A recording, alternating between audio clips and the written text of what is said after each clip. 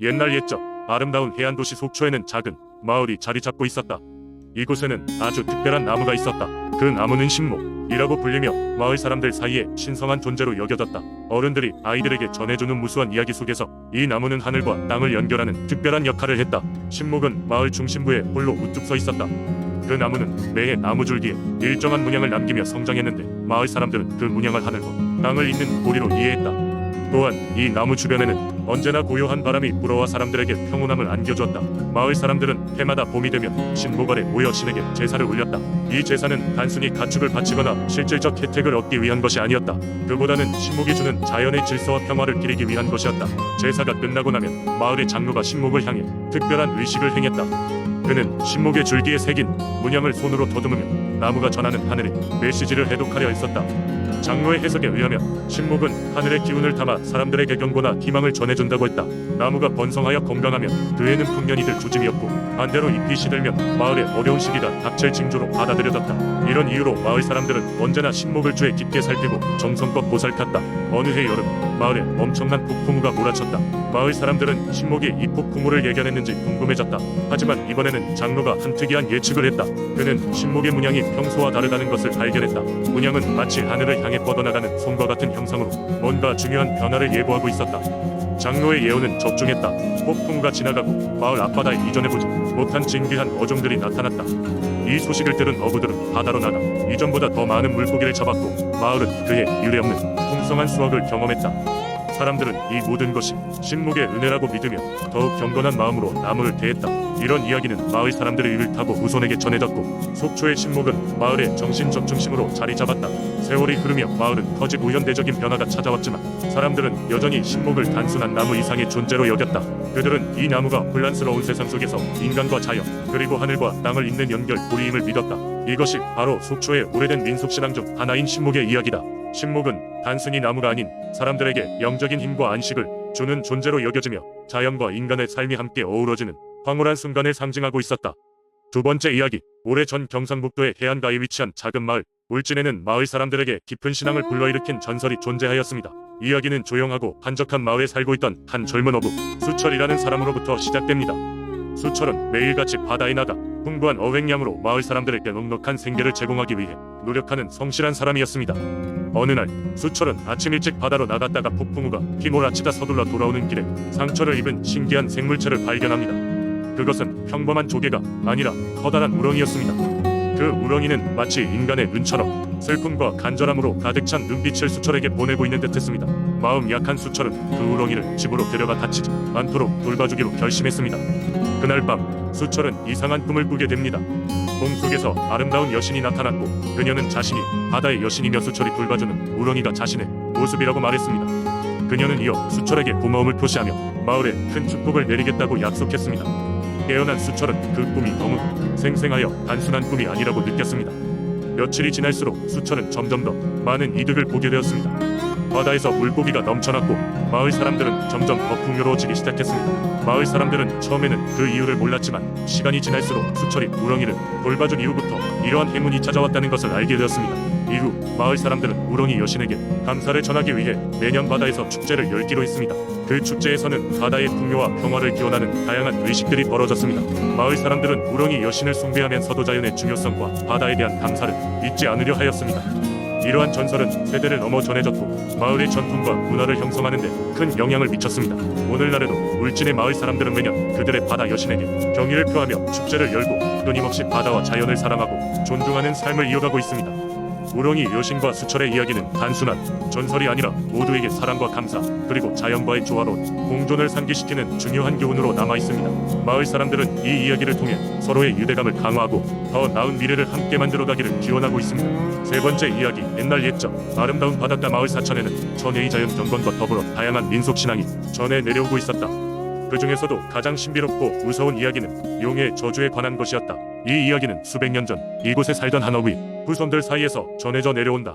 당시 이 마을의 바다에는 많은 물고기가 살고 있어 사람들은 풍요로운 삶을 영위할 수 있었다. 그러나 하루는 바다에 거대한 폭풍이 밀려왔고 그 후로 더 이상 물고기가 잡히지 않았다. 마을 사람들은 크게 걱정하며 원인을 찾기 위해 마을 장로에게 도움을 요청하였다. 장로는 깊은 산속의 신령에게 도움을 청하기로 결정했고, 명령의 젊은이들과 함께 산으로 향했다. 그들은 수일 동안 산속을 헤매며 드디어 신령이 살고 있다는 신령의 숲에 도달했다. 그곳에는 우람한 바위가 있었는데 사람이 가까이 갈 때마다 기묘한 소리가 들려오는 신비로운 곳이었다. 바위 앞에 도착한 장로는 신령에게 바다에 일어난 일이 무슨 까닭인지 물었다. 신령의 목소리는 낮고 소름 끼치도록 울렸다. 너희 마을에 가까운 바다 안쪽에는 오래전부터 잠들어 있던 용이 있다. 그 용이 깨어난 것은 인간들이 자연의 법칙을 깨트리고 용의 고요를 방해했기 때문이다. 그 용의 분노가 바로 이 바다의 평화를 깨트린 것일세. 장로와 젊은이들은 두려움에 사로잡혔다. 장로는 용의 분노를 가라앉히기 위해 무엇을 해야 하느냐고 물었다. 신령은 다음과 같이 말했다. 오직 진정한 경의를 표하고 매년 첫 번째 폭풍이 온 뒤 정성을 다해 제물을 바칠 때만 용의 분노를 풀 수 있다.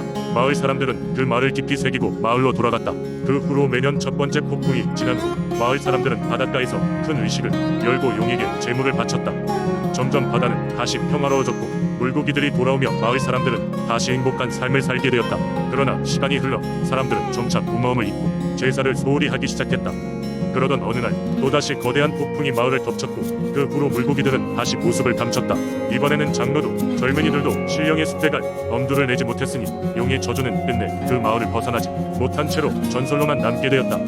사천에 용의 저주는 이렇게 사람들에게 자연의 소중함을 일깨우고 경외하는 마음을 잊지 말라는 교훈을 주고 있다. 비록 시간이 지나며 그 전설은 희미해졌지만 때때로 바람이 거세게 불고 하늘이 어두워질 때면 여전히 마을 사람들은 그 옛날 바위 속 용이 깨어나지 않았기를 바라며 조용히 기도를 드린다. 네 번째 이야기. 옛날 옛적 충주 지역에는 사람들이 평화롭게 살아가고 있었지만 한 가지 큰 문제가 있었습니다. 해마다 여름이 되면 장마가 찾아와 조그만 시냇물이 넘쳐 흘러 마을의 농작물과 집들을 휩쓸곤 했습니다. 사람들이 애써 가꾼 곡식들이 물에 잠기는 모습을 볼 때마다 마을 사람들의 가슴은 무너졌습니다. 물길을 돌리려는 노력도 헛수고였고 사람들은 매년 장마철이란 단어 자체를 두려워하게 되었습니다. 그러던 어느 날 마을 근처에 살던 한 노인이 색다른 꿈을 꾸었습니다. 꿈 속에서 마을 뒷산에 있는 호수에 우뚝 솟은 거대한 청룡이 나타나 말을 걸어왔습니다. 나의 이름은 청룡이네. 이곳을 수호하는 임무를 맡고 있지. 장마철에 마을이 물에 잠기는 것을 내가 막아주리라. 하지만 조건이 있네. 마을 사람들이 나를 잊지 않고 해마다 봄이면 제를 올려주어야 하네. 꿈에서 깬 노인은 흥분을 감출 수 없었습니다. 그는 마을 사람들을 모두 모아 꿈에서 본 내용을 이야기하였습니다. 반신반의하던 사람들도 노인의 진지함을 보고 서서히 믿기 시작했고 결국 마을 사람들은 청룡에게 제사를 지내기로 결의했습니다. 그해 봄 마을 사람들은 정성스레 음식을 준비하고 노인이 꿈속에서 들었던 주문을 보며 간절한 마음으로 청룡에게 제사를 올렸습니다. 놀랍게도 그해 여름 마을은 예년보다 훨씬 적은 비를 맞이하게 되었습니다. 비가 올 때마다 신비로운 청룡이 하늘을 날아다니며 마을을 지켜주고 있는 것 같았습니다. 마을 사람들은 기쁨과 감사함을 느끼며 청룡에 대한 믿음을 더욱 강하게 붙들었습니다. 해마다 봄이 되면 사람들은 청룡을 향해 제사를 올렸습니다. 그러다 보니 마을은 번창하고 안전한 곳으로 거듭났습니다. 시간이 흘러 청룡의 전설은 충주 지역을 넘어 널리 퍼지게 되었습니다.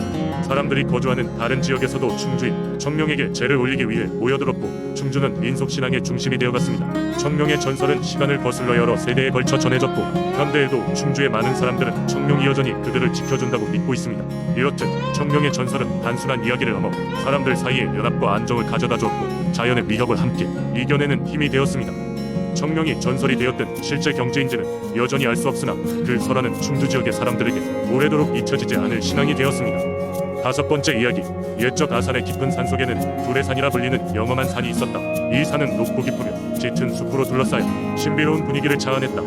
마을 사람들은 이곳을 하늘과 땅의 경계라 부르며 경외감을 가지고 바라보았다. 그 중에서도 두레산의 정수에 자리 잡고 있는 작은 연못은 신선이 화강하여 목욕하는 장소로 믿어졌다. 이 연못의 물은 계절을 가리지 않고 맑았으며 그 주위를 둘러싼 나무들은 항상 푸르름을 간직하고 있었다. 전해 내려오는 이야기로는 이 두레산의 신령이 깃들어 있어 마을을 수호한다고 한다. 마을에 큰 재앙이 닥칠 때면 신령이 나타나 그들을 보호했다는 것이다. 한 번은 비가 멈추지 않고 계속 내려마의 홍수로 침수될 위험에 처했을 때 신령이 두레산 꼭대기에 섰다. 그 모습은 마치 하늘에서 내려온 구름인 듯했으며 광채를 바라고 있었다. 이윽고 신령이 두 손을 들어 하늘을 향하자 먹구름이 걷히고 비가 멈추었다. 그리하여 마을은 무사히 위기를 넘길 수 있었다고 전한다. 또 한여름 작은 마을에는 심한 가뭄이 내려들 판이 메마르고 식량이 부족해졌다. 절망에 빠진 마을 사람들은 두레산 신령에게 간절히 기원했다. 그러자 신령은 다시 나타나 연못의 물을 산 아래로 흐르게 했다. 신비롭게도 그 물이 흐르는 경로마다 비옥한 땅으로 변하며 풍성한 곡식이 자라기 시작했다. 마을 사람들은 이 기적에 감사를 표하며 매년 두레산에 올라가 제사를 올리게 되었다. 두레산 신령에 대한 이야기는 마을마다 조금씩 다른 버전으로 전해졌지만 모두 공통적으로 신령의 자비와 보호에 대한 경의를 담고 있다. 사람들은 두레산을 찾아 평온과 안위를 구하며 신령에게 자신들의 기쁨, 소식과 슬픔을 나누었다. 이렇게 두레산 신령의 전설은 오늘날까지도 지역 주민들의 마음에 깊이 자리잡아 그들에게 자연과 조화를 이루며 살아가는 지혜를 나누어주는 존재로 남아있다. 아산의 두레산은 오늘날에도 자주 사람들이 찾는 명소로 그 영험함은 변치 않고 전설 속의 신령이 여전히 그 숲 어딘가에 존재하여 사람들을 지켜보고 있다는 믿음이 이어지고 있다.